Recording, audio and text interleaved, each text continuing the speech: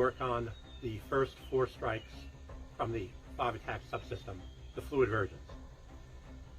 So the forward versions of 1, 2, 3, and 4 diagonal strikes, we're going to start with a stance that has the feet parallel to one another, about shoulder width apart, and they are diagonally facing the target.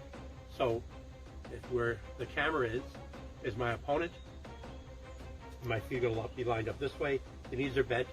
You're first going to practice these strikes with no footwork. That forces you to use your upper body with more flexibility, and then we'll add footwork to that.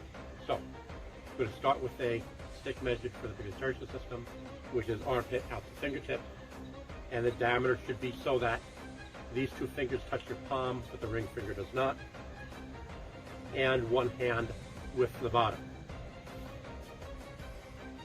Have your left hand into your solar plexus or xiphoid process area, and you're going to strike on the diagonal line 1 and 2, 3 and 4, or you would say forehand down, backhand down, forehand uppercut, backhand uppercut.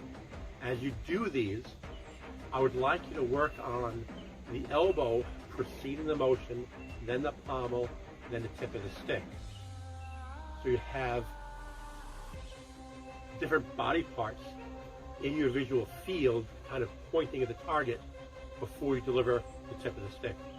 The strikes on these are delivered either with the last 1/4 inch, if you're going after a small mobile bone like something in the hand, or about 1 hand length from the tip of the stick if you're trying to crush something like a head. So, strike 1, 2, 3, 4, and as you do this, you notice my body's turning. So I'm facing the camera, my chest is flat to the camera when I'm chambered for the 1, and I deliver that when my body turns. My body is turned when I'm chambered for a 2, and then it comes in flat after delivery. 3 is into the forehand, chest is facing you. 4 is a backhand, chest is to the side.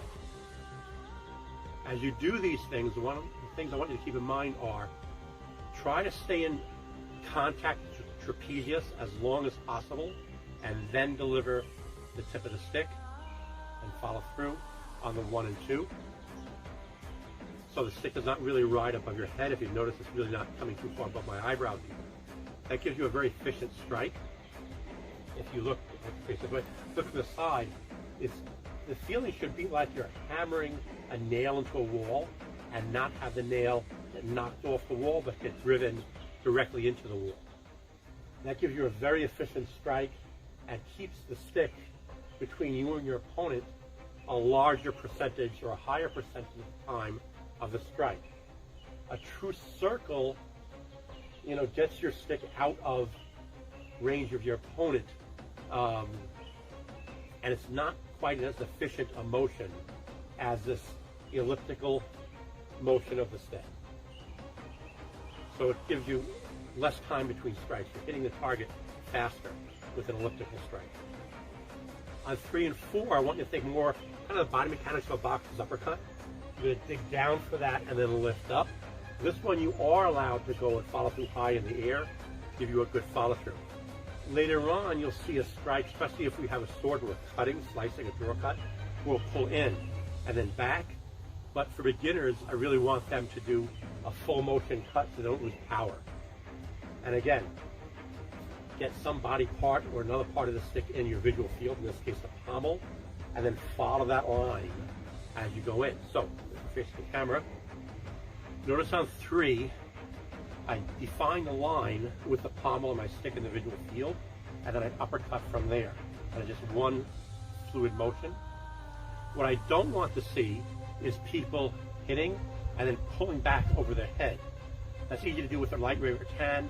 It's very difficult to do with a heavy fighting weight hardwood stick or a sword, especially. So try to get in good habits now. On the backhand side, you define the angle with the pommel coming into a visual field. I'm actually using it as a front sight to a certain extent to my target, and then that line defines the rest of the cut. So watch again 3 and 4. 3, sit down to get your uppercut, and you're pushing with the legs upward, and then turn. Same thing on 4. You notice I dip down a little bit and uppercut. That pommel goes through the target area, and then the stick, the rest of the stick. Notice my shoulder, once I reach the end of my shoulder, that's when the time the stick should flip over. I don't want to flip that prematurely in the middle of the cut, because it's very easy to disarm yourself, especially in the backhand if you meet an obstacle, they get popped right out of your grip. Where if you hit the target, which you should, or if you get contact unexpectedly, which is another danger, you don't want to wind up getting disarmed. So strike with the stick where the cutting edge of the sword would be, and wait until the end of the motion before you turn the weapon over. And that'll help prevent disarming yourself on impact. So strike, reach the end of the motion, kind of you're doing a pec deck in here, you get the end of that motion, then the weapon flows naturally and maintains this momentum in the recovery. So let's see 1, 2, 3, and 4. 1, 2, 3, 4. And that's your forward fluid strikes.